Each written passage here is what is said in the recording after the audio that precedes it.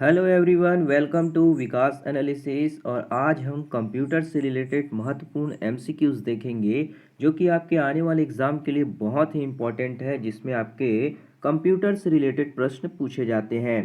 तो दोस्तों, अगर आप हमारे चैनल पर पहली बार आए होंगे तो प्लीज़ हमारे चैनल को एक लाइक और सब्सक्राइब सपोर्ट जरूर करिएगा। चलिए इन प्रश्न को सॉल्व करते हैं।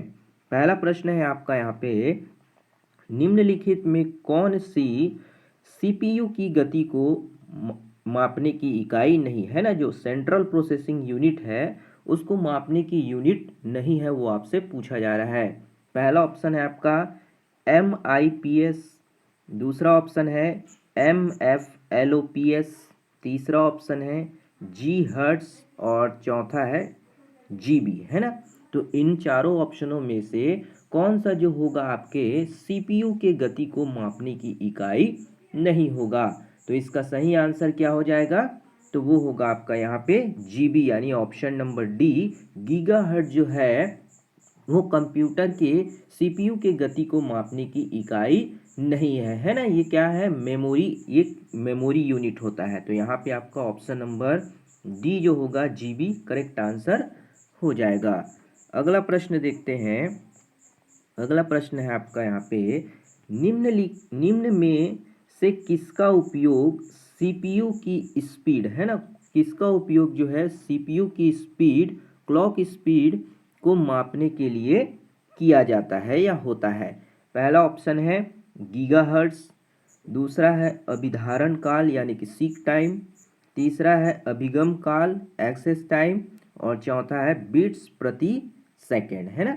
तो किसका उपयोग जो है सीपीयू की क्लॉक स्पीड को मापने के लिए किया जाता है। तो इसका सही आंसर क्या हो जाएगा, तो वो होगा आपका यहाँ पे गीगाहर्ट्ज, है ना। गीगाहर्ट्ज का उपयोग जो है सीपीयू की क्लॉक स्पीड को मापने के लिए किया जाता है। तो ऑप्शन नंबर फर्स्ट ए जो होगा गीगाहर्ट्ज यहाँ पे करेक्ट आंसर हो जाएगा। अगला प्रश्न देखते हैं। अगला प्रश्न है आपका यहाँ पे, निम्न में से कौन सा कथन असत्य है ना, कौन सा कथन जो है आपका, कौन सा स्टेटमेंट यहाँ पे रॉन्ग होगा वो आपको यहाँ पे बताना है। पहला है मदरबोर्ड कंप्यूटर सिस्टम के सभी घटकों को जोड़ने वाला मुख्य सर्किट बोर्ड है ना। जो मदरबोर्ड है वो कंप्यूटर सिस्टम के सभी घटकों को जोड़ने वाला मुख्य सर्किट बोर्ड है। दूसरा ऑप्शन है आपका मदरबोर्ड एक हार्डवेयर यूनिट है ना। मदरबोर्ड क्या है, एक हार्डवेयर यूनिट है। तीसरा ऑप्शन मदरबोर्ड को माइक्रो प्रोसेसर भी कहा जाता है।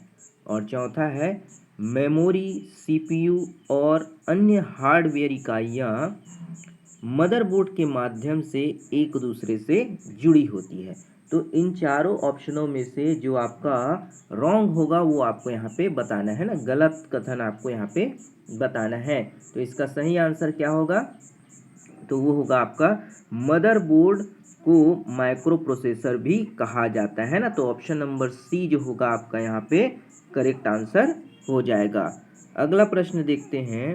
अगला प्रश्न है, कंप्यूटर का मस्तिष्क खाली स्थान है ना, कंप्यूटर के मस्तिष्क किसे कहते हैं। बहुत ही इजी प्रश्न है और अक्सर जो है आपके एग्जाम में पूछे गए हैं ना। तो यहाँ पे आपका पहला ऑप्शन है मेमोरी, दूसरा है ALU, तीसरा ऑप्शन है आपका CPU और चौथा है आपका CU, है ना। तो कंप्यूटर का मस्तिष्क किसे कहा जाएगा, तो इसका सही आंसर क्या होगा, कंप्यूटर का मस्तिष्क CPU है ना, यानी कि सेंट्रल प्रोसेसिंग यूनिट को हम कंप्यूटर के मस्तिष्क के रूप में जानते हैं। तो यहाँ पे आपका ऑप्शन नंबर सी CPU जो होगा करेक्ट आंसर हो जाएगा। अगला प्रश्न देखते हैं। अगला प्रश्न है आपका यहाँ पे, तकनीक जो विशेषज्ञों को निर्णय लेने में सहायक होती है ना, कौन सी ऐसी तकनीक है जो विशेषज्ञों को निर्णय लेने में, है ना, डिसीजन लेने में क्या करती है, सहायता करती है। पहला ऑप्शन है आपका AI यानी आर्टिफिशियल इंटेलिजेंस, दूसरा है एक्सपर्ट सिस्टम, तीसरा ऑप्शन है आपका जावा और चौथा है आपका ANN, है ना। तो इन चारों में से कौन सा ऑप्शन जो होगा वो तकनीक जो विशेषज्ञों को निर्णय लेने में क्या करती है, सहायक होती है, उनकी मदद करती है। तो इनका सही आंसर क्या हो जाएगा, तो वो होगा आपका यहाँ पे एक्सपर्ट सिस्टम, है ना। Option number B expert system जो होगा आपका यहाँ पे करेक्ट हो जाएगा। दोस्तों अगर वीडियो बढ़िया लग रहा हो तो एक लाइक जरूर करिएगा, और चैनल पर पहली बार आए हैं तो चैनल को सब्सक्राइब जरूर से करिएगा। चलिए अगला प्रश्न देखते हैं। अगला प्रश्न है आपका यहाँ पे, डाटाबेस का कौन सा हिस्सा, है ना, डाटाबेस का कौन सा हिस्सा केवल एक प्रकार की जानकारी रखता है ना। जो डेटाबेस है उसका कौन सा हिस्सा जो है केवल एक ही प्रकार की यानी सिंगल टाइप की जो है इंफॉर्मेशन को रखता है।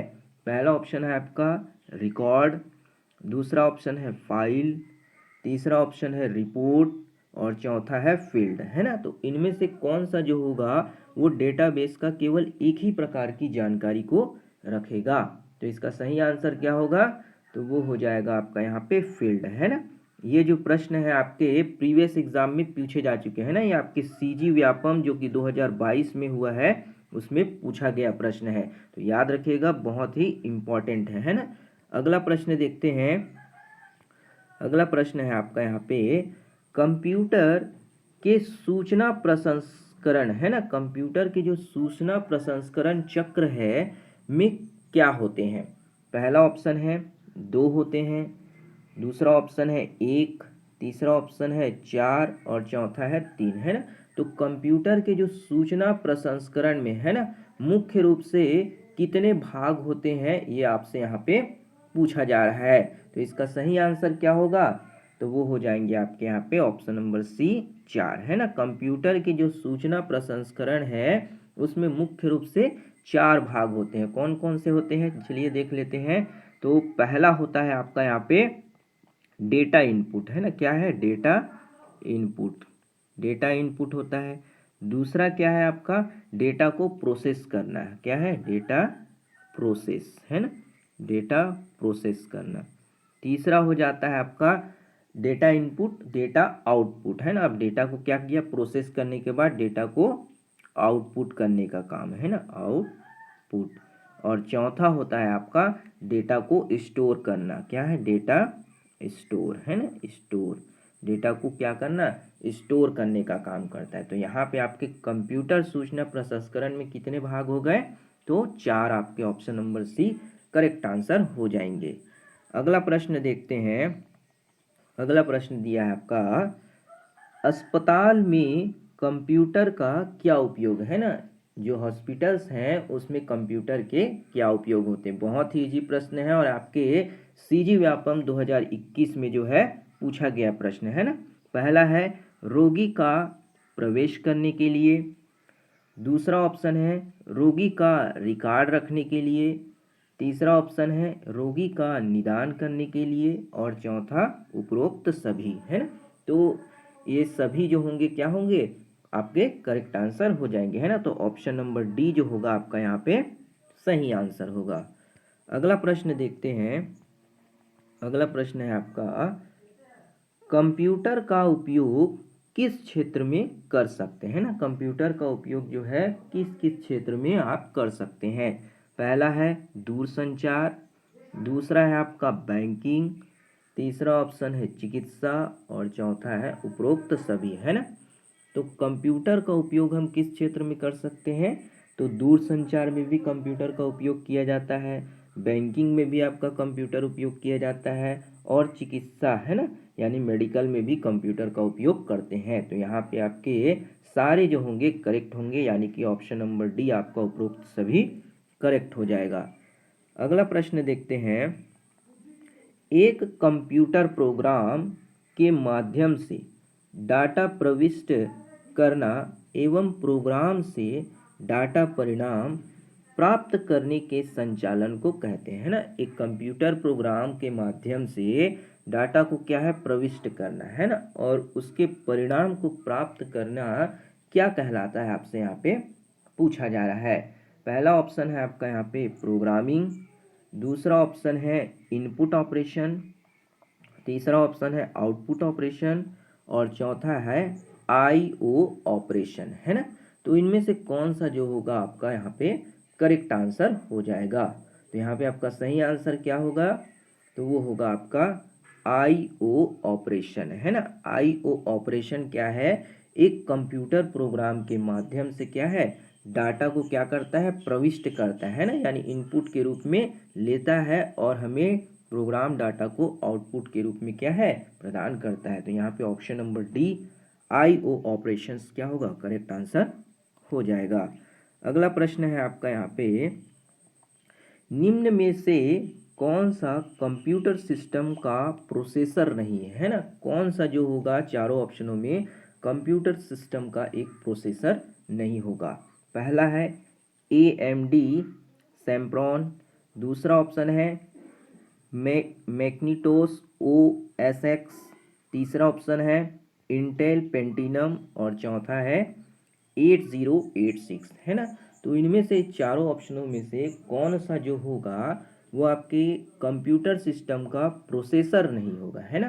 तो इसका सही आंसर क्या हो जाएगा, तो वो होगा आपका मैकिन्टोश OS X, है ना। ऑप्शन नंबर बी जो होगा आपका यहाँ पे करेक्ट आंसर हो जाएगा।